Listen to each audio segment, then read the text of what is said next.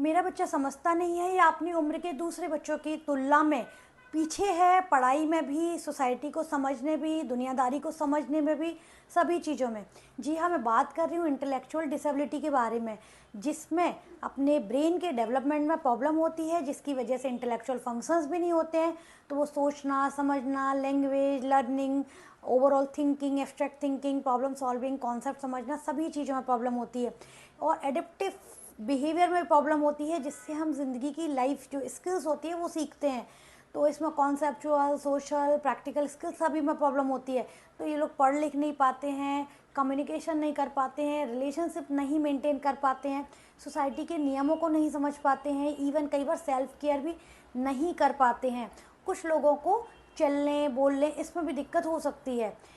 तो इसमें क्या होता है कि इन लोगों का आईक्यू जो इंटेलिजेंट क्वेसेंट होता है वो 70 से कम होता है। नॉर्मल आईक्यू 90 टू 110 होता है, लेकिन 72 से कम है तो इंटेलेक्चुअल डिसेबिलिटी की कैटेगरी में आता है। इसके कारण क्या होते हैं? जेनेटिक भी होता है, सिंड्रोमल क्रोमोसोमल एबनॉर्मलिटी जिसमें मोस्ट कॉमन डाउन सिंड्रोम होता है। इसके अलावा प्रेगनेंसी रिलेटेड फैक्टर, प्रेगनेंसी में कुछ दवाइयों इन्फेक्शन के एक्सपोजर से हो सकता है।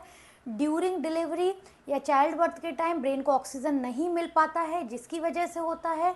और इसके बाद हेड इंजरी से भी या सीवियर माल न्यूट्रिशन और इन्फेक्शन से भी हो सकता है। तो इसमें क्या होता है कि इसमें डेवलपमेंटल माइलस्टोन होते हैं वो भी डिले होते हैं, मतलब देर से चलना, देर से बोलना, पैदा होते ही बर्थ क्राई नहीं होना, ये इसके चांसेस ज़्यादा होते हैं। इसके लिए हम कर क्या सकते हैं? अर्ली इंटरवेंशन करना चाहिए जितना जल्दी हो सके। इनके लिए स्पेशल एजुकेटर होते हैं, बिहेवियर थेरेपी होती है, कई बार फिजियोथेरेपी, स्पीच थेरेपी की ज़रूरत भी होती है। बहुत बार अग्रेशन होता है, उसके लिए नींद भी नहीं आती इन लोगों को, तो मेडिसिन वगैरह भी दी जाती हैं। और इनको सोशल सपोर्ट की ज़रूरत होती है, जिससे ये जितना भी हो सके अपनी इंडिपेंडेंट लाइफ स्पेंड कर सकें। Thank you.